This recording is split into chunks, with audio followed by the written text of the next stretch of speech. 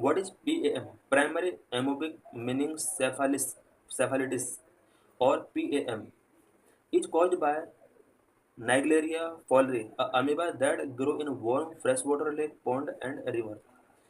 PAM ये एक amoeba की वजह से एक प्रॉब्लम होती है। PAM जो अमीबा होता है ये warm fresh water lake, pond और रिवर के अंदर ग्रो होता है। It can also survive in poorly maintained swimming pool in rare air cases. कभी कभी ये पुअरली मेंटेन्ड स्विमिंग पूल के अंदर भी सर्वाइव कर जाते हैं इस तरह के जो अमीबा होते हैं। As it can infect the brain and destroy the tissue there. This one celled organism is also called brain eating amoeba. ये जो ब्रेन ईटिंग अमीबा है ये वन सेल्ड ऑर्गेनिज्म है, क्योंकि अमीबा वन सेल्ड ऑर्गेनिज्म होता है। ये brain के अंदर जाता है और ब्रेन को डिस्ट्रॉय करता है। दीज इन्फेक्शंस दो रेयर रेयर फटल and 97% of patient do not survive. ये जो इन्फेक्शन होते हैं इन इन्फेक्शन वैसे तो रेयर इन्फेक्शन है, बट अगर किसी को ये इन्फेक्शन हो जाता है तो 97% इसमें फटल होता है और डेथ तक यहाँ पर हो सकती है। The infection happens when people go for a swimming in lakes, pond, and or river during the summer. It could occur if the atmospheric temperature is high and water level are low. ये जो infection है ये lake, pond या river के अंदर summer time में swimming करने की वजह से हो सकता है। एटमॉस्फेरिक टेम्परेचर अगर बहुत ज़्यादा हाई होता है या वाटर लेवल लो होता है उस केस में भी ये इन्फेक्शन हो सकता है। Amoeba enters the body through the nose and reach the brain. It destroy brain tissues and cause their swelling. ये जो अमीबा होता है ये नोज के थ्रू हमारे ब्रेन तक पहुंचता है, ब्रेन टिश्यू को डिस्ट्रॉय करता है और उसके बाद ब्रेन स्वेलिंग का रीजन बन जाता है। The infection does not spread from people to people. Swelling water containing the amoeba does not lead to it either. Infection person to person नहीं फैलता है, और अगर कोई भी person amoeba containing water swelling करता है, इट मीन्स अगर वाटर के अंदर अमीबा और उसको स्वेलिंग करता है तो उस वजह से भी ये इन्फेक्शन नहीं होगा। What are symptoms of PAM? PAM के क्या सिम्टम्स हैं? According to the centre for disease control and prevention in US, headache, fever, nausea and vomiting are its early symptoms. Early symptoms की अगर बात की जाए तो हेडेक हो सकता है, फीवर हो सकता है, नोसिया हो सकता है, वॉमिटिंग हो सकता है।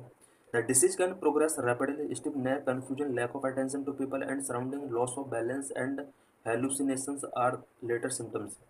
लेटर सिम्टम्स की अगर बात की जाए तो नेक स्टिफिंग हो सकता है, कन्फ्यूजन हो सकता है, lack of attention to people and surrounding ये भी प्रॉब्लम हो सकती है, लॉस ऑफ बैलेंस हो सकता है एंड हेलुसिनेशंस, ये सब लेटर सिम्टम्स हैं। It usually lead to coma and death after 5 days। Most people die within 1 or 18 days। अगर ये इन्फेक्शन किसी को हो जाता है तो कोमा या फिर डेथ 5 days के अंदर हो सकती है, और most of the people 18 days के अंदर डाई हो सकते हैं। How it is diagnosed and treated? इसको किस तरह से डियाग्नोज किया जा सकता है और किस तरह से इसको ट्रीट किया जा सकता है? The infection can be diagnose through PCR test of the cerebrospinal fluid। However, as PAM is a rare condition, detection can sometimes be hard। अगर इसको डियाग्नोज करना है तो इसके लिए PCR test, it mean cerebrospinal fluid का PCR टेस्ट करना होगा।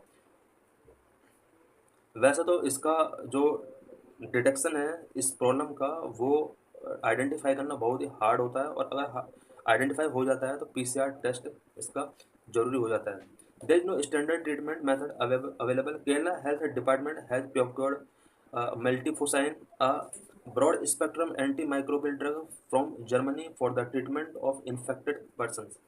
अभी तक इसका कोई स्टैंडर्ड ट्रीटमेंट मेथड अवेलेबल नहीं है, लेकिन केरला हेल्थ डिपार्टमेंट ने मिल्टिसफोसाइन को इसके मेडिकल ट्रीटमेंट के लिए फिक्स किया है, और ये एक एंटी माइक्रोबियल ड्रग है। ये जो ड्रग है ये जर्मनी की ड्रग है। एजिथ्रोमाइसिन एंड एफोथ्रेसिन भी some of other medicine suggested are available. दो मेडिसिन ये भी हैं जो इस प्रॉब्लम को ट्रीट कर सकती है।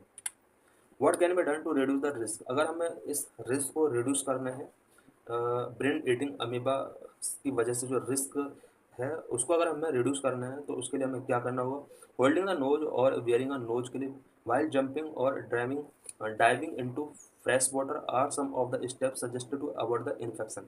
अगर हमें इस इन्फेक्शन से बचना है तो हमें नोज होल्ड करना होगा या नोज क्लिप वियर करना होगा। जिस टाइम पर हम फ्रेश वाटर के अंदर डाइविंग कर रहे हैं या उसके अंदर हम जंप कर रहे हैं तो हमें नोज को होल्ड करना होगा। The head should be keeped away keep high while entering warm water. जब हम वार्म वाटर में एंटर कर रहे हैं तो उस टाइम पर अपने हेड को हमें बाहर रखना होगा। डिस्टिल्ड और boiled water should be use for clearing nasal passage. Nasal passage को अगर हमें क्लीन करना है तो उसके लिए हमें डिस्टिल्ड और बॉइल्ड वाटर यूज़ करना होगा।